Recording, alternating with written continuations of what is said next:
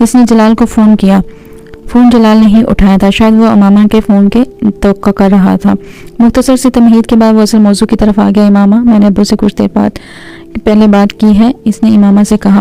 پھر وہ اس کے استفسار پر چند لمحے خاموش رہا، پھر اس نے کہا ابو اس شادی پر رضامند نہیں ہے۔ امامہ کا دل ڈوب گیا۔ مگر آپ تو کہہ رہے تھے کہ انہیں اس شادی پر کوئی اعتراض نہیں ہوگا۔ ہاں میرا یہی خیال تھا، مگر انہیں بہت ساری باتوں پر اعتراض ہے۔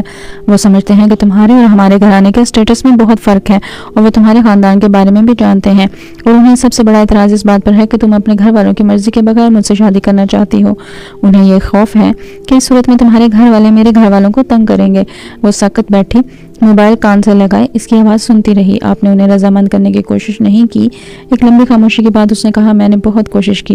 انہوں نے مجھ سے کہا کہ اگر تمہارے گھر والے اس شادی پر تیار ہو جاتے ہیں تو پھر بھی وہ راضی ہو جائیں گے، اس بات کی پرواہ کیے بغیر کہ تمہارا خاندان کیا ہے، لیکن تمہارے گھر والوں کی مرضی کے بغیر وہ میری اور تمہاری شادی کو تسلیم نہیں کریں گے۔ جلال نے اسے کہا۔ اور آپ کیا کہتے ہیں؟ امامہ، میری کچھ سمجھ میں نہیں آ رہا، جلال نے کچھ بے بسی کے عالم میں کہا۔ جلال، میرے پیرنٹس کبھی آپ سے میری شادی پر تیار نہیں ہوں گے۔ بصورت دیگر ہماری پوری کمیونٹی ان کا بائیکاٹ کر دے گی، اور یہ وہ کبھی برداشت نہیں کر سکتے، اور پھر آپ عزت سے میری منگنی کو کیوں بھول رہے ہیں؟ امامہ، تم پھر بھی اپنے والدین سے بات تو کرو، ہو سکتا ہے کوئی راستہ نکل آئے۔ میں کل بابا سے تھپڑ کاٹ چکی ہوں، صرف یہ بتا کر کہ میں کسی دوسرے میں انٹرسٹڈ ہوں۔ امامہ کی آواز بھرانے لگی۔ اگر انہیں یہ پتہ چل گیا کہ میں جسے پسند کرتی ہوں وہ ان کے مذہب کا نہیں ہے تو وہ مجھے مار ڈالیں گے۔ پلیز آپ انکل سے بات کریں، آپ انہیں میرا پرابلم بتائیں، اسے ملتجیانہ انداز میں کہا۔ میں ابو سے کل دوبارہ بات کروں گا اور امی سے بھی، پھر میں تمہیں بتاؤں گا کہ وہ کیا کہتے ہیں۔ جلال پریشان تھا۔ امامہ نے جس وقت اس سے بات کرنے کے بعد فون بند کیا وہ بہت دل گرفتہ تھی۔ اس کے وہم و گمان میں بھی نہیں تھا کہ جلال کے والدین اس بات پر اعتراض ہوگا۔ موبائل ہاتھ میں لیے وہ بہت دیر تک خالی ذہنی کے عالم میں بیٹھی رہی۔ تمہارے ابو مجھ سے پہلے ہی اس سلسلے میں بات کر چکے ہیں، اور وہ جو کہہ رہے ہیں وہ بالکل ٹھیک ہے، تم کو اس طرح کے خطروں میں کودنے کی کوئی ضرورت نہیں ہے، جلال کی امی نے قطعی لہجے میں اس سے کہا۔ وہ امامہ کے کہنے پر ان سے بات کر رہا تھا، مگر امی اس میں خطرے والی کیا بات ہے؟ کچھ بھی نہیں ہوگا، آپ خواہ خوفزدہ ہو رہی ہیں، جلال نے کچھ احتجاجی انداز میں کہا۔ تم حماقت کی حد تک بے وقوف ہو، اس کی امی نے اس کی بات پر اسے جھڑکا۔ امامہ کے خاندان اور اس کے والد کو تمہارے ابو بہت اچھی طرح جانتے ہیں۔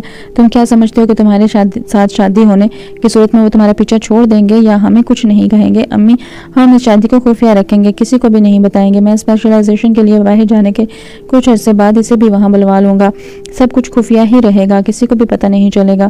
ہم آخر امامہ کے لیے کیوں اتنا بڑا خطرہ مول لیں؟ اور تمہیں ویسے بھی یہ پتہ ہونا چاہیے کہ ہمارے یہاں اپنی فیملی میں ہی شادی ہوتی ہے، ہمیں امامہ یا کسی اور کی ضرورت نہیں ہے۔ امی نے موضوع بدلتے ہوئے کہا، مگر مجھے اگر یہ اندازہ ہوتا کہ تم اس طرح کسی لڑکی میں دلچسپی لینا شروع کر دو گے تو میں اس سے پہلے ہی تمہاری کہیں نسبت طے کر دیتی، اس کی امی نے قدر ناراضی سے کہا۔ امی، میں امامہ کو پسند کرتا ہوں، اس سے کوئی فرق نہیں پڑتا کہ تم اسے پسند کرتے ہو یا نہیں، اہم بات یہ ہے کہ اس کے بارے میں اور تمہارے ابو کیا سوچتے ہیں۔ ہم دونوں کو نہ تو وہ پسند ہے نہ ہی اس کا خاندان، امی نے دو ٹوک انداز میں کہا۔ امی، وہ بہت اچھی لڑکی ہے، آپ اسے بہت اچھی طرح جانتی ہیں، وہ یہاں آتی رہتی ہے اور تب تو آپ اس کی بہت زیادہ تعریف کرتی تھی۔ جلال نے انہیں یاد دلایا، تعریف کرنے کا یہ مطلب تو نہیں کہ میں اسے اپنی بہو بنا لوں۔ وہ خفگی سے بولی، امی کم از کم آپ تو ابو جیسی باتیں نہ کریں، تھوڑا سا ہمدردی سے سوچیں۔ اس بار جلال نے لجاجت امیز انداز میں کہا۔ جلال، تمہیں احساس ہونا چاہیے کہ تمہاری اس ضد اور فیصلے سے ہمارے پورے خاندان پر کس طرح کے اثرات مرتب ہوں گے۔ ہمارا بھی خواب ہے کہ ہم تمہاری شادی کسی اچھے اور اونچے خاندان میں کریں۔ تمہارے ابو اگر تمہیں اس شادی کی اجازت دے بھی دیں تو بھی میں کبھی نہیں دوں گی، نہ ہی میں امامہ کو اپنی بہو کے طور پر قبول کروں گی۔ امی، آپ اس کی صورتحال کو سمجھیں، وہ کتنا بڑا قدم اٹھا رہی ہے، اسے اس وقت مدد کی ضرورت ہے۔ اگر وہ اتنا بڑا قدم اٹھا رہی ہے تو پھر اسے کم از کم دوسرے کے لیے کوئی پریشانی کھڑی نہیں کرنی چاہیے۔ میں اسے برا نہیں کہہ رہی، وہ بہت اچھا فیصلہ کر رہی ہے، مگر ہم لوگوں کو اپنی کچھ مجبوریاں ہیں۔ تم کچھ عقل سے کام لو، تمہیں اسپیشلائزیشن کے لیے باہر جانا ہے، اپنا ہاسپٹل بنانا ہے، اس کی امی نے قدر نرم لہجے میں کہا۔ بیٹا، اچھے خاندان میں شادی ہو تو انسان کو آگے بڑھنے کے بہت سے مواقع ملتے ہیں، اور تمہارے لیے تو پہلے ہی بہت سے خاندانوں کی طرف سے پیغام آ رہے ہیں۔ جب اسپیشلائزیشن کر لوگے تو کتنے اونچے خاندان میں تمہاری شادی ہو سکتی ہے، تمہیں اس کا اندازہ بھی نہیں ہے۔ خود سوچو، صرف امامہ سے شادی کر کے تمہیں کیا ملے گا؟ خاندان اس کا بائیکاٹ کر چکا ہوگا، معاشرے میں جو بدنامی ہوگی وہ الگ ہے، اور تم سے شادی ہو بھی جائے تو کل کو تمہارے بچے تمہارے اور امامہ کے بارے میں کیا سوچیں گے؟ یہ کوئی ایک دو دن کی بات نہیں ہے، ساری عمر کی بات ہے۔ امی اسے سنجیدہ لہجے میں سمجھا رہی تھی. جلال کسی اعتراض یا احتجاج کے بغیر خاموشی سے ان کی باتیں سن رہا تھا. اس کے چہرے سے کچھ اندازہ نہیں ہو رہا تھا کہ وہ قائل ہوا ہے یا نہیں. امامہ نے اگلی رات جلال کو پھر فون کیا. فون جلال نے ہی اٹھایا تھا. امامہ میں نے امی سے بھی بات کی ہے, وہ ابو سے زیادہ ناراض ہوئی ہیں. میری بات پر امامہ کا دل گویا مکمل ڈوب گیا. وہ کہہ رہی ہیں کہ مجھے ایک فضول معاملے میں خود کو انوالو کرنے کی کوئی ضرورت نہیں ہے. امامہ کا دل گویا مکمل ڈوب گیا. جلال نے صاف گوئی کا مظاہرہ کیا. میں نے انہیں تمہارے پرابلم کے بارے میں بھی بتایا, مگر ان کا کہنا ہے کہ یہ تمہارا پرابلم ہے, ہمارا نہیں. امامہ کو اس کے لفظوں سے شدید تکلیف ہوئی تھی. میں نے انہیں بہت سمجھانے کی کوشش کی, مگر وہ رضامند نہیں ہے اور نہ ہی ہوں گی. جلال کی آواز دھیمی ہو گئی تھی. مجھے تمہاری مدد کی ضرورت ہے جلال, اس نے ڈوبتے دل کے ساتھ کسی موہوم سی امید پر کہا. میں جانتا ہوں امامہ, مگر میں کچھ نہیں کر سکتا. میرے والدین اس پرپوزل پر راضی نہیں ہیں. کیا تم ان کی مرضی کے بغیر مجھ سے شادی نہیں کر سکتے؟ نہیں, یہ میرے لیے ممکن نہیں ہے. مجھے ان سے اتنی محبت ہے کہ میں انہیں ناراض کر کے تم سے شادی نہیں کر سکتا.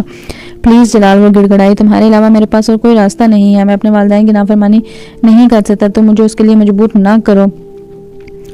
میں آپ کو نافرمانی کرنے کے لیے نہیں کہہ رہی ہوں, میں تو آپ سے اپنی زندگی کی بھیک مانگ رہی ہوں. اس کے عذاب چٹخ رہے تھے. اسے یاد نہیں تھا کہ اس نے زندگی میں کبھی کسی سے اتنے التجائی اور منت بھرے انداز میں بات کی ہو. آپ صرف مجھ سے نکاح کر لیں, اپنے والدین کو اس کے بارے میں نہ بتائیں. بے شک آپ بعد میں ان کی مرضی سے بھی شادی کر لیں, میں اعتراض نہیں کروں گی. تم اب بچوں جیسی باتیں کر رہی ہو. خود سوچو, اگر ایسے کسی سے نکاح کے بارے میں ابھی میرے والدین کو پتہ چل جاتا ہے تو وہ کیا کریں گے؟ وہ تو مجھے گھر سے نکال دیں گے, اور پھر میں کیا کریں گے؟ ہم محنت کر لیں گے, کچھ نہ کچھ کر لیں گے. تمہارے اس کچھ نہ کچھ سے میں باہر پڑھنے جا سکوں گا. اس بار جلال کا لہجہ چبھتا ہوا تھا. وہ بول نہیں سکی. نہیں ماما, میرے اتنے خواب اور خواہشات ہیں کہ میں انہیں تمہارے لیے یا کسی کے لیے بھی نہیں چھوڑ سکتا. مجھے تم سے محبت ہے, اس میں کوئی شک نہیں ہے, مگر اس میں میں جذباتیت کا مظاہرہ نہیں کر سکتا جس کا مظاہرہ تم کر رہی ہو. تم دوبارہ مجھے فون مت کرنا, کیونکہ میں اب اس سارے معاملے کو یہیں ختم کر دینا چاہتا ہوں. مجھے تم سے ہمدردی ہے, مگر تم اپنے اس مسئلے کو حل خود نکالو. میں تمہیں مدد نہیں کر سکتا. خدا حافظ. جلال نے فون بند کر دیا.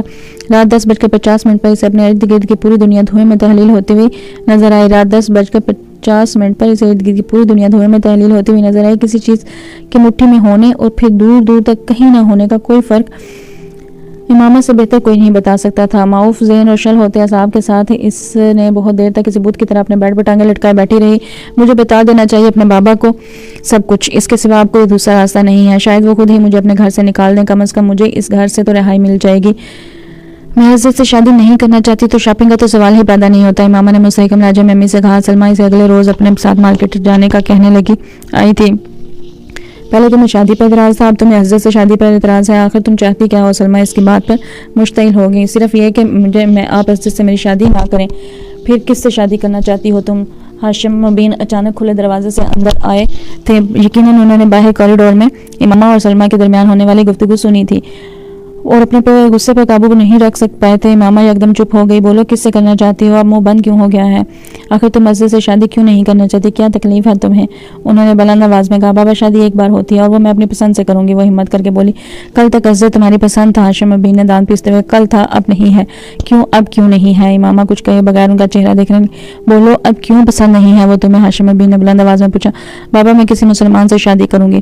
ہاشم ابین کو لگا آسمان ان کے سر پر آن گرا ہے. کیا کہا تم نے؟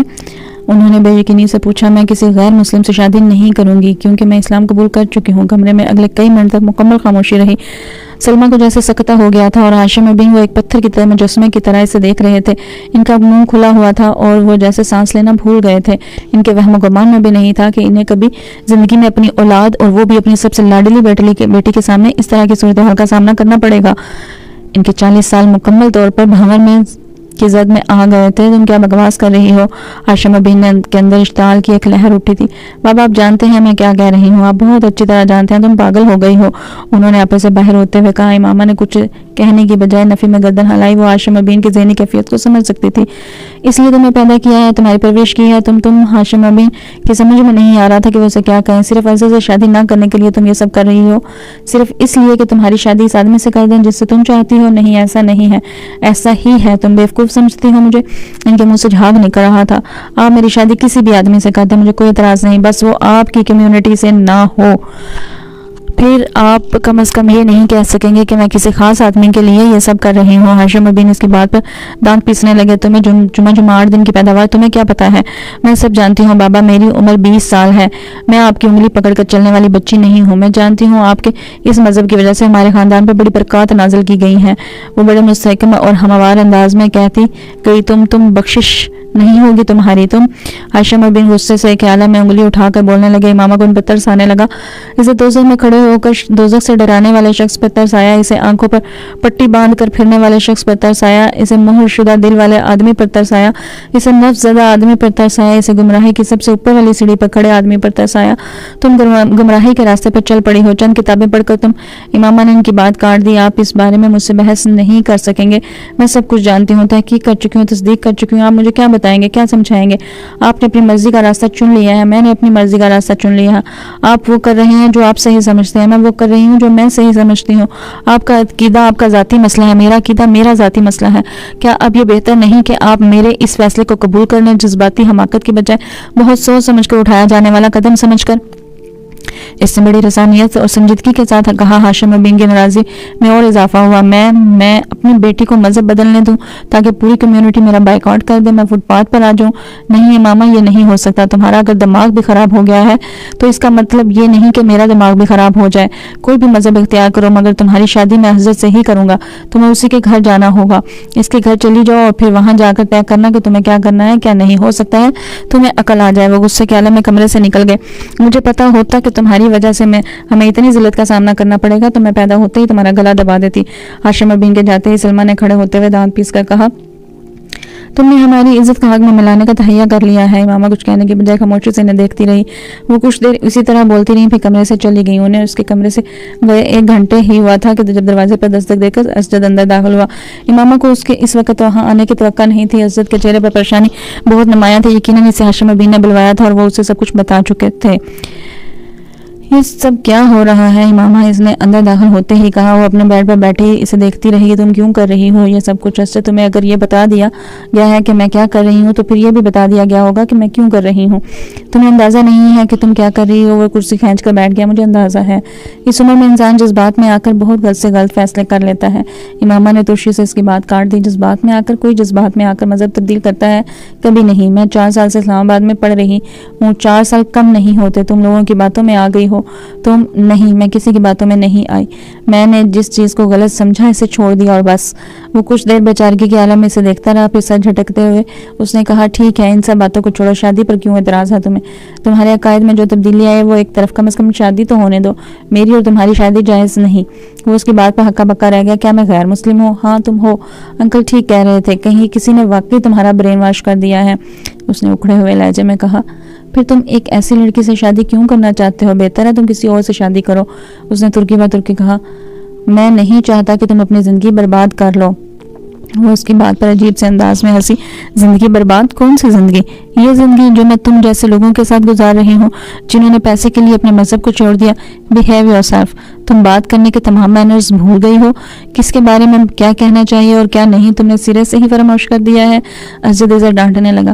میں ایسے کسی شخص کا احترام نہیں کر سکتی جو لوگوں کو گمراہ کر رہا ہو، امامہ نے 2 ٹوک انداز میں کہا۔ جس عمر میں تم ہو اس عمر میں ہر کوئی اس طرح کنفیوز ہو جاتا ہے جس طرح تم کنفیوز ہو رہی ہو۔ جب تم اس عمر سے نکلو گی تو تمہیں احساس ہوگا کہ ہم لوگ صحیح تھے یا غلط۔ اسجد نے ایک بار اسے سمجھانے کی کوشش کی۔ اگر تم لوگوں کو یہ لگتا ہے کہ میں غلط ہوں تب بھی تم لوگ مجھے چھوڑ کیوں نہیں دیتے؟ اس طرح مجھے گھر میں قید کر کے کیوں رکھا ہوا ہے؟ اگر تم لوگوں کو اپنے مذہب کی صداقت پر اتنا یقین ہے تو مجھے اس گھر سے چلے جانے دو، حقیقت کو جانچنے دو۔ اگر کوئی اپنے آپ کو نقصان پہنچانے پر تل جائے تو اسے اکیلا نہیں چھوڑا جا سکتا، اور وہ بھی ایک لڑکی کو۔ امامہ تم اس مسئلے کی نزاکت اور اہمیت کو سمجھو، اپنی فیملی کا خیال کرو۔ تمہاری وجہ سے سب کچھ داؤ پر لگ گیا ہے، میری وجہ سے کچھ بھی داؤ پر نہیں لگا، کچھ بھی نہیں۔ اور اگر کچھ داؤ پر لگا بھی ہے تو میں اس کی پرواہ کیوں کروں؟ میں تم لوگوں کے لیے دوزخ میں کیوں جلوں؟ صرف خاندان کے نام کی خاطر اپنا ایمان کیوں گواؤں؟ نہیں حضرت، میں تم لوگوں کے ساتھ گمراہی کے ساتھ اس راستے پر نہیں چل سکتی۔ مجھے وہ کرنے دو جو میں کرنا چاہتی ہوں، اس نے قطعی لہجے میں کہا۔ مجھ سے اگر تم نے زبردستی شادی کر بھی لی تو بھی تمہیں اس سے کوئی فائدہ نہیں ہوگا. میں تمہاری بیوی نہیں بنوں گی, میں تم سے وفا نہیں کروں گی. مجھے جب بھی موقع ملے گا میں بھاگ جاؤں گی. تم آخر کتنے سال مجھے اس طرح قید کر کے رکھ سکو گے؟ کتنے سال مجھ پہ پہرے بٹھاؤ گے؟ مجھے صرف چند لمحے چاہیے ہوں گے تمہارے گھر سے, تمہاری قید سے بھاگ جانے کے لیے, اور میں تمہارے بچوں کو بھی ساتھ لے جاؤں گی. تم ساری عمر انہیں دوبارہ دیکھ نہیں سکو گی. وہ اسے مستقبل کا نقشہ دکھا کر خوفزدہ کرنے کی کوشش کر رہی تھی. اگر میں تمہاری جگہ پر ہوتی تو میں کبھی بھی امامہ ہاشم جیسے لڑکی سے شادی نہ کرتی. یہ سراسر خسارے کا سودا ہوگا, حماقت و بے وقوفی کی انتہا ہوگی. تم اب بھی سوچ لو, اب بھی پیچھے ہٹ جو. تمہارے سامنے تمہاری زندگی پڑی ہے. تم کسی بھی لڑکی کے ساتھ شادی کر کے پرسکون زندگی گزار سکتے ہو, کسی پریشانی کسی بے سکونی کے بغیر, مگر میرے ساتھ نہیں. میں تمہارے لیے بدترین بیوی ثابت ہوں گی. تم اس سارے معاملے سے الگ ہو جاؤ, شادی سے انکار کر دو. انکل اعظم سے کہہ دو کہ تم اسے شادی کرنا نہیں چاہتے, یا کچھ عرصے کے لیے گھر سے غائب ہو جاؤ. جب تمام معاملات ختم ہو جائیں گے پھر آ جانا.